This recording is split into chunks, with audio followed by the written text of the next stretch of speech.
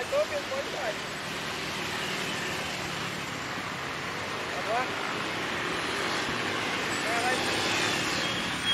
Bom dia, Manaus, bom dia, Amazonas, sejam todos bem-vindos aqui no resumo de notícias do portal Radar Amazônico. Eu sou João Paulo Castro, as imagens são de Jamerson Silva e o apoio técnico de Giovanni Leite para trazer as informações das últimas horas aqui da nossa cidade.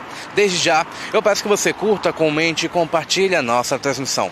E também ative as notificações para vocês receberem o nosso conteúdo. Nós estamos aqui na Bola da Suframa, perto do Centro Cultural Povos da Amazônia, bairro Crespo, Zona Sul de Manaus. Hoje a capital amazonense amanheceu ensolarada, o céu da cidade ainda está coberto com um pouco de nuvem de fumaça, e o fluxo de veículos está bem movimentado aqui nessa região. Mas não custa lembrar, você que vai trabalhar, você que vai para o seu compromisso, não esqueça de seguir as regras do trânsito. Pense não só na sua segurança, mas também de outras pessoas ao seu redor. Nosso primeiro destaque de hoje trata-se de uma ocorrência policial que aconteceu ontem. Um homem identificado como Mário Pascoal de Brito Romano, ele foi preso nessa quinta-feira, lá na Avenida Coronel Teixeira, bairro Ponta Negra, zona oeste de Manaus, suspeito aí de estelionato, ou seja, de lucrar pelo menos R$1,5 milhão após se passar por funcionário do Tribunal de Justiça do Amazonas. Segundo o delegado Cícero Túlio, que é o titular do 1º Distrito Integrado de Polícia, as investigações começaram após pelo menos 10 boletins de ocorrência contra esse homem serem registrados na unidade policial. Ele se apresentava às vítimas como funcionário do Tribunal de Justiça do Amazonas, como falei anteriormente, ainda tem grau de parentesco com juízes e desembargadores. Tais alegações faziam com que as pessoas acreditassem que ele tinha uma certa influência lá no Poder Judiciário para facilitar a compra de veículos com restrição, destinados a leilões judiciais sob troca de de altas quantias em dinheiro. Conforme o delegado Cícero Túlio, esse homem escolhia principalmente médicos e profissionais da saúde para aplicar os golpes e utilizava o próprio filho para ganhar a confiança das vítimas. O delegado informou ainda que tudo isso, essa situação toda, esse homem chegou a lucrar pelo menos R$1,5 milhão.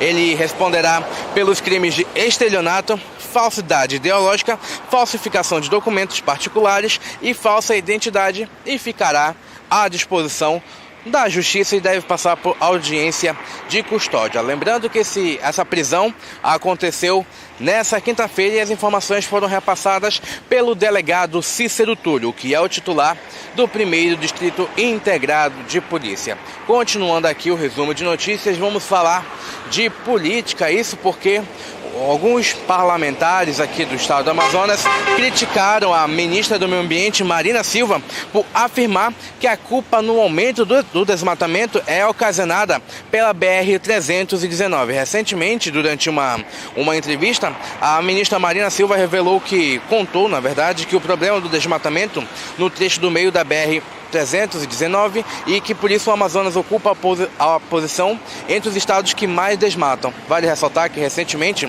o presidente Luiz Inácio Lula da Silva havia anunciado que decidiu criar um grupo de trabalho para discutir a reconstrução da BR-319.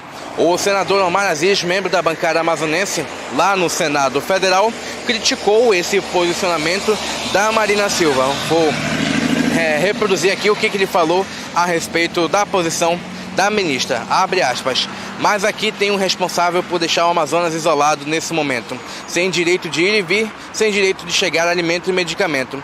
É a política da ministra Marina Silva, fecha aspas. Ele aí que citou a respeito desse momento que o Amazonas vem sofrendo, principalmente pelo impacto da estiagem em muitos municípios no interior do estado do Amazonas. Lembrando que a BR-319 é o meio que liga o Amazonas com o restante do Brasil.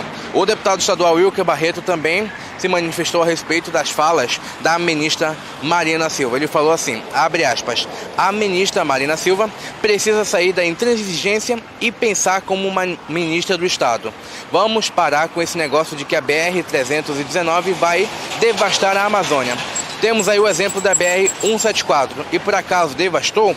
É muito fácil falar de meio ambiente quando o sofrimento não é na sua pele. Fecha aspas, disse aí o deputado estadual Wilker Barreto. A gente sabe que essa questão da BR-319 vem se arrastando aí por muito tempo, a questão da pavimentação, principalmente ali no trecho do meio. Vamos esperar aí que esses trabalhos de pavimentação possam finalmente sair do papel. Lembrando aí que a BR-319 é o principal meio de ligar o Amazonas a Rondônia e também com o restante do Brasil por meio das estradas, né?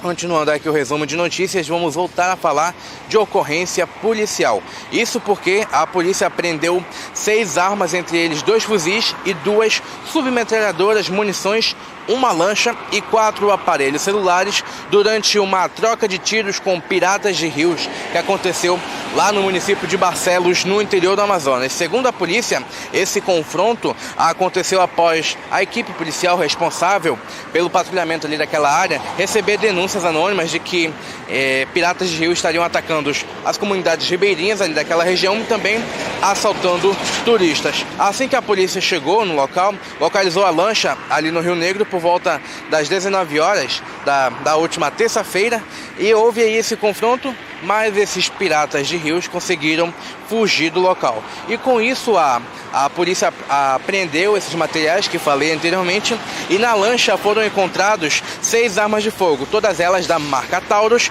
sendo 2 fuzis de calibre 5.56, 2 submetralhadoras calibre 40, sendo uma FAMEI e outra G2, uma pistola calibre 380 e um revólver calibre 38, além de 218 munições de diferentes calibres, viu?